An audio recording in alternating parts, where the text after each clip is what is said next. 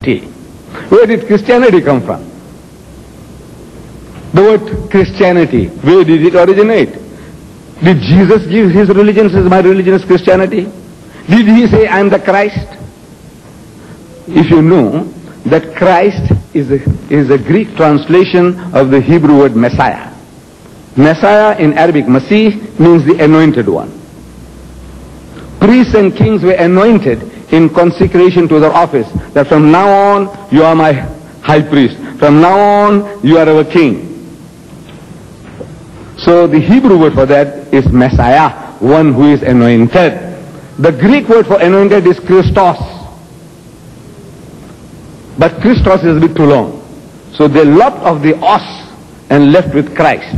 It is a Greek translation of the Hebrew word Messiah. Jesus never heard the term. He didn't hear the word Christ in his lifetime. Believe me. He didn't hear the word Christianity in his lifetime. It was unheard. It's a later on creation. And if we meet Jesus in his second coming, and if we have the good fortune of asking him, oh Jesus, what is your religion?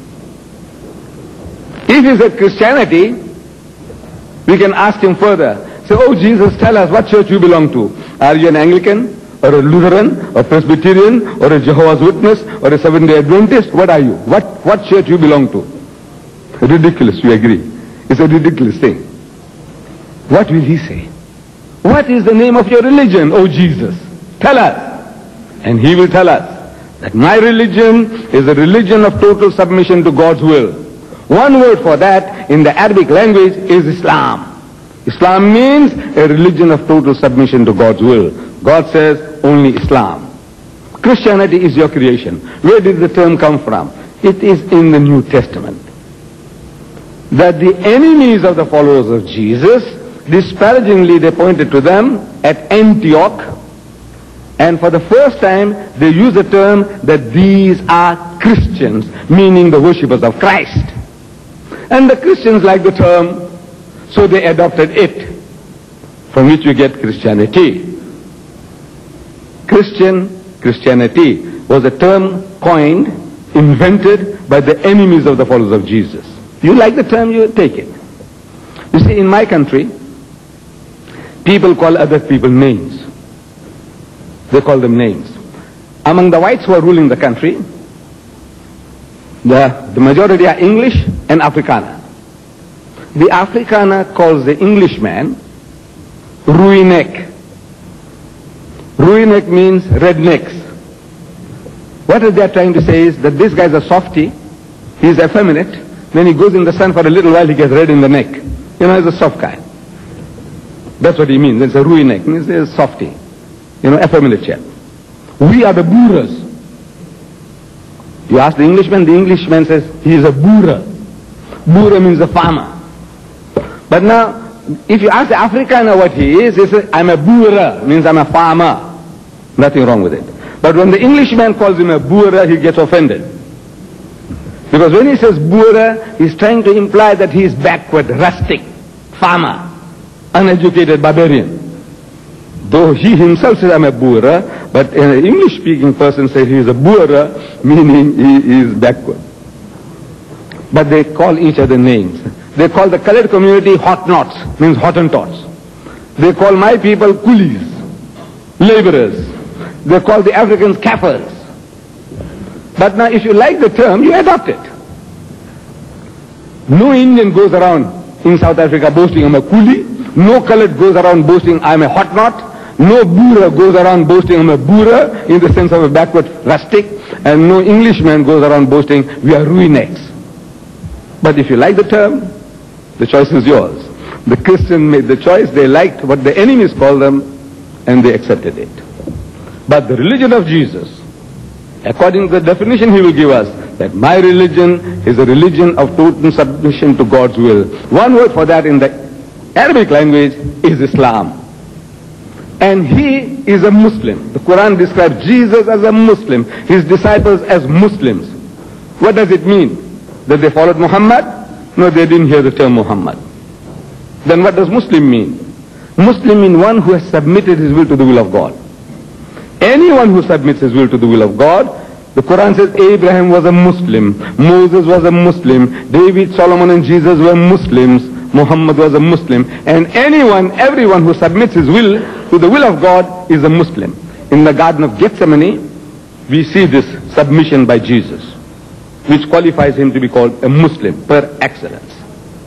He goes to the Garden of Gethsemane, according to the New Testament, and he tells his disciples, wait and watch, meaning keep guard. And he went a little further and fell on his face and prayed to God. Said, oh my Father, if it be possible, let this cup pass away from me, meaning remove the difficulty from me, but not as I will, but as thou wilt.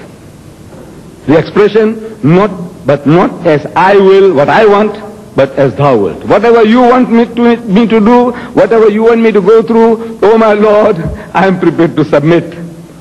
The word for that in Arabic is aslama, submitting. He is a Muslim who has submitted. So Jesus was a Muslim, Moses was a Muslim, and if each and every one of us, we are prepared to submit to the will and plan of God, you are all Muslims. There is no such thing as Judaism, and there is no such thing as Christianity in the official books of the religion. Therefore I say that there is no Judaism and no Christianity. But in the teachings, I say that actually there is no difference. In the fundamental principle of the teaching of Moses, Jesus and Muhammad, there is not an iota of difference, not one dot. I said in the fundamentals of the teachings of Moses, Jesus and Muhammad, even as recorded today in the Christian Bible, there is not an iota of difference. And I prove it to you. We want to know from the Jews. What is the first commandment? The most important thing in your faith. The first commandment, what is it? So he would tell you in the Hebrew language. If he knows, I asked an elderly Jew, I said, now do you know the Shema? We say the Shahada. They say the Shema. I said, do you know the Shema? He said, my wife knows it at home. I said, no, I want to know whether you know it. However, the Shema is the Shahada of the Jew as given out, uttered by the Holy Prophet Moses. The Shema Israelu Adonai Eloheinu Adonai Echad. Hear, O Israel, the Lord our God, the Lord is one. Some 1,300 years after Moses, Jesus Christ is on the scene. He is trying to reclaim his people, bring them out of formalism, ceremonialism, into the truth of God, make them to accept the letter and the spirit. They are going for the letter of the law, they had forgotten the spirit. And as a reformer among the Jews, we believe as the Messiah, he had come to reclaim them, put them back onto the path.